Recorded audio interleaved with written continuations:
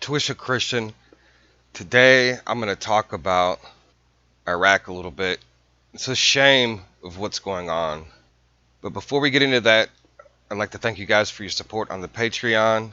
Uh, I uploaded the BBB stock revelation, and I also revealed some things on the Patreon too as well. So go ahead and check that out. The link is down below in the description, or it'll pop up on the screen in the right hand corner.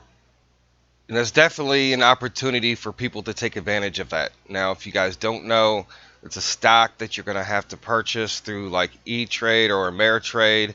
I am not sure because it is a foreign stock whether or not there's a one-time charge per trade.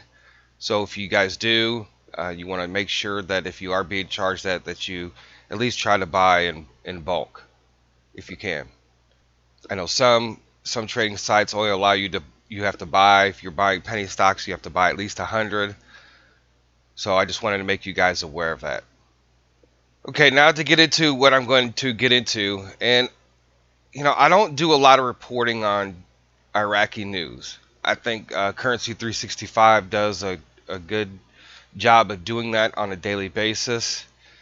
But there's some things that I wanted to discuss, and that's what's been going on over the last couple weeks. You can see some of the articles about what's happened to some of the protesters.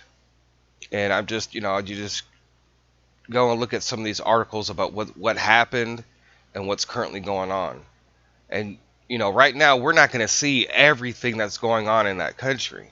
You're not going to get every piece of news, anybody who is that has perished, because of what's going on. You might not even, it could be even more of some of those protesters dying over there. To me, it's almost like they've returned back to some of the oppression that many were under before, under the previous regime back in the 90s and so forth. You guys know who that is.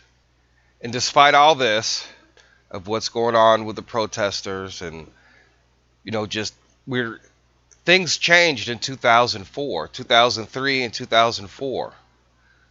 So here we are 15 years later, and nothing has changed. I mean, yes, things are better to a certain extent.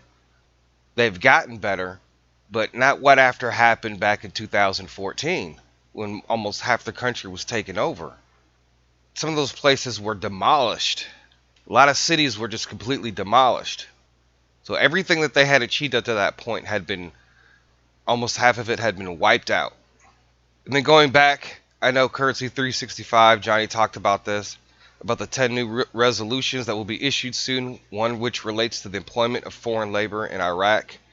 And the article talks about these 10 decisions that will be announced by the government soon, not far from the demands from the demonstrators.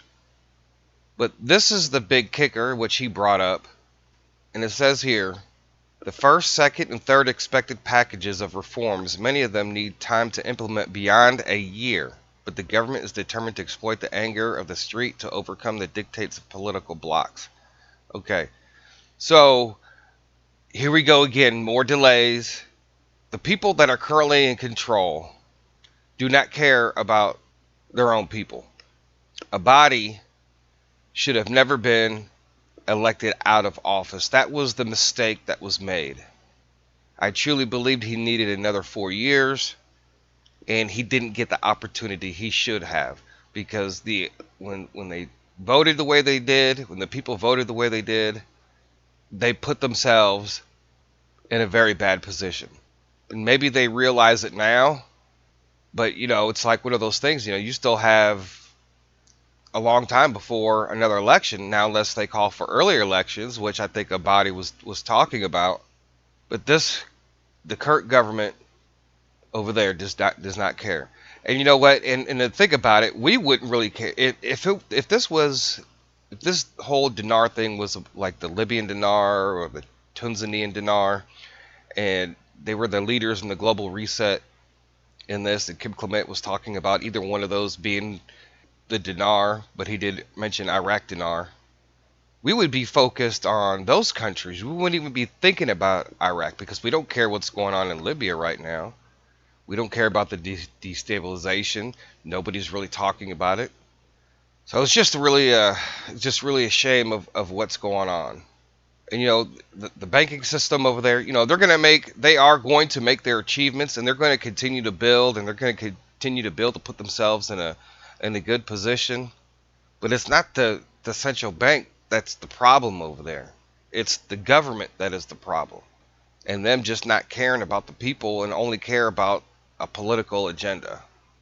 Anyways, guys, that's all I just wanted to say. That it's a shame what's going on, and just keep that country in our prayers, and let's hope that they do have change come very soon. Whether it's through this current government, they just decide to wake up, or it's this, and the Trump administration putting pressure on Iraq. They're not doing anything. They're allowing them to still trade with Iran and everything else, and they're not really putting any pressure on what's going on and getting that situation the way it's supposed to be. But we also know that the president of the United States doesn't want troops over there. He wants to pull out over there, for the most part, at least mostly a lot of things, at least out of a lot of countries.